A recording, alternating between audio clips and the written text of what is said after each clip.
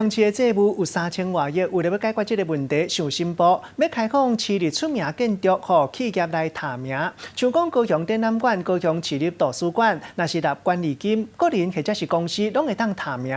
有一寡条件限制，袂当有政治方面的考试，嘛袂当有宗教性的内容。到议员经体讲，假使若是郭台铭想要标世运的主场馆，可能就会变做过当纪念馆。有一寡市民认为讲，安尼嘛无啥损失，有好无歹。解决高雄市财政的问题，市政府来出奇招，要开放公有建筑物冠名权。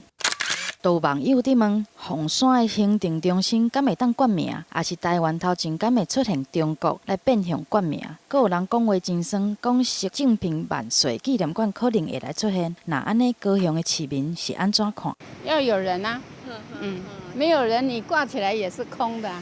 能补一些就补一些，还是能用啊，又不是冠名之后就不会，冠名之后就属于别人的，对吧？高雄市民对公有建筑物的冠名看法无同款，若高雄市议员是较开放的态度，但是嘛是会来烦恼。我的过滤还是大家的观感。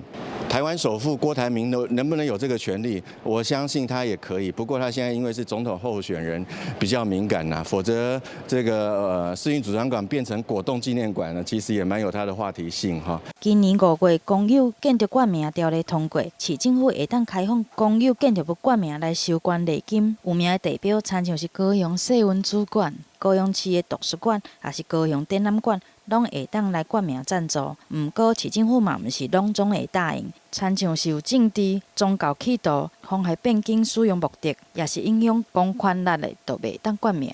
景点我们考量冠名权，但是冠名权如果张飞打岳飞，这条饮料的路到了那一条泡面的路等等，这个建筑物如果说会腐烂的话，或者说会一些滑稽啊、失控的状态之下，我们就要考量。财政局讲，目前也无正式签约的个案，效果如何，阁爱观察。但是这个想法已经成功来引起注意。记者综合报道。